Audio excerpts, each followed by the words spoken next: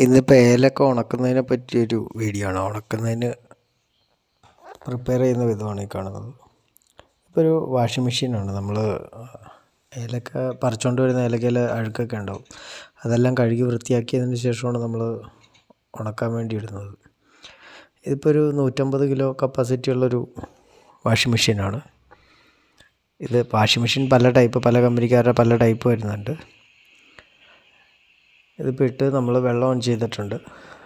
ഈ അഴുക്ക് ഇപ്പോൾ ആ വെള്ളം വരുന്നത് കണ്ടാൽ അറിയാം, അഴുക്ക് മണ്ണൊക്കെ ഉണ്ടാവും. ഇതെല്ലാം കഴുകി വൃത്തിയാക്കിയതിന് ശേഷം പോകുന്നുണ്ട്. അഴുക്ക് മുഴുവൻ കഴുകി പോയിക്കൊണ്ടിരിക്കുകയാണ്. ഇപ്പോൾ വെള്ളം വൃത്തിയായി.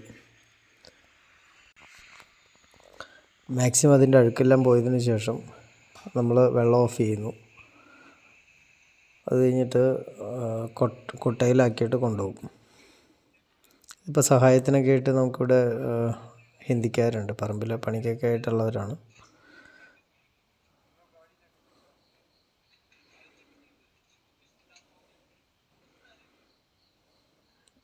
നമ്മൾക്കിവിടെ ഇലക്ട്രിക് ഡ്രയറാണുള്ളത്. ഇതിൽ ഓരോരുത്തരുടെ ഇങ്ങനെ സെപ്പറേറ്റ് ആയിട്ട് ഇടും. ഇപ്പോൾ 750 കിലോ കപ്പാസിറ്റി ഉള്ള ഒരു ഡ്രയറാണ് നമ്മൾ യൂസ് ചെയ്യുന്നത്. ഇത് ആദ്യം ഇട്ട കായാണ്. അത് കഴിഞ്ഞ ശേഷം ഒരു നെറ്റ് ഇടും.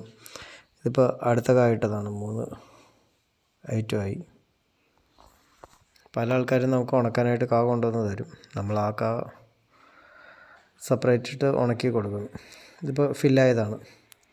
നാളത്തേക്കിത് ഫുള്ളാണെങ്കിൽ നമുക്കൊരു 24 മണിക്കൂർ എടുക്കും.